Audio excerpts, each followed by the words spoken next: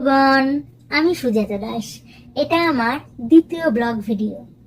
ঠিক আছে, তো আমি ঘুরতে খুবই ভালোবাসি। যখন মন খারাপ লাগে আমার, আমি তখনই ঘুরতে বেরিয়ে পড়ি।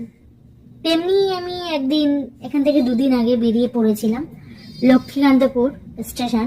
সেখান থেকে অনেক ভিতরে একটা প্রত্যন্ত গ্রাম অঞ্চলে।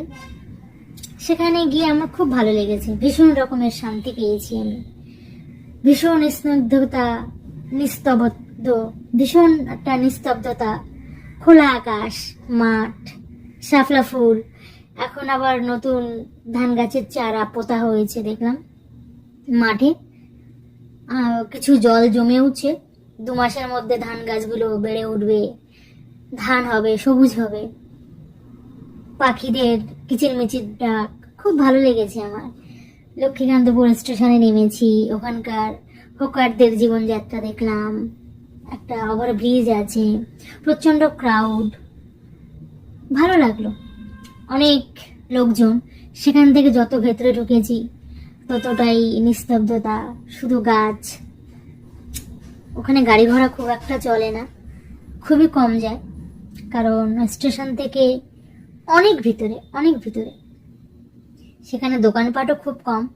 সেখানকার মানুষরা রেগুলার যে ব্রেকফাস্ট হয় বা সন্ধ্যার সময় জল খাওয়া, টিফিন, এগুলো তারা জানেই না। ভীষণ সাধারণ কিন্তু খুব শান্তি, যেগুলো শহর অঞ্চলে দেখা যায় না। তাই আপনাদের যখন মন খারাপ লাগবে না, তখন আমার মতো একা একা বেরিয়ে পড়বেন। কে সাথে যাবে কে না যাবে কারো ভরসা না করে আমার মতো, যেমন আমি একা একা ঘুরে বেড়াই, আমার সামর্থ্য অনুযায়ী, আমার সময় অনুযায়ী, সুযোগ অনুযায়ী ভীষণ এনজয় করি আমি। তো আমিও আপনাদের এটাই পরামর্শ দিতে চাই, মন খারাপ লাগলে ঘুরতে বেরিয়ে পড়বেন। মন খারাপ লাগলে মন ভালো করার ওষুধ হচ্ছে ঘুরতে যাওয়া, অনেক বড় অক্সিজেন। আর একটা জিনিস আছে, যারা খেতে পছন্দ করেন তারা ভালো ভালো খাবার খাবেন, কারণ এই শহরে বড্ড মন খারাপের শহর। দিন শেষে আমরা সবাই একা, সবার মন খারাপ হয় নানা অজানা কারণে।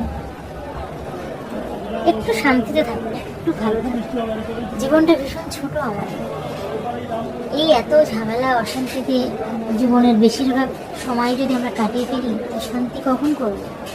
একটা সময় আমাদের গায়ে শক্তি থাকবে না, চোখের দৃষ্টি ক্ষীণ হয়ে আসবে, চাইলেও সব খাবার খেতে পারবো না, চাইলেও সব জায়গায় যেতে পারবো না। দিন সবার শেষ হয়ে যাচ্ছে, আমাদের সবার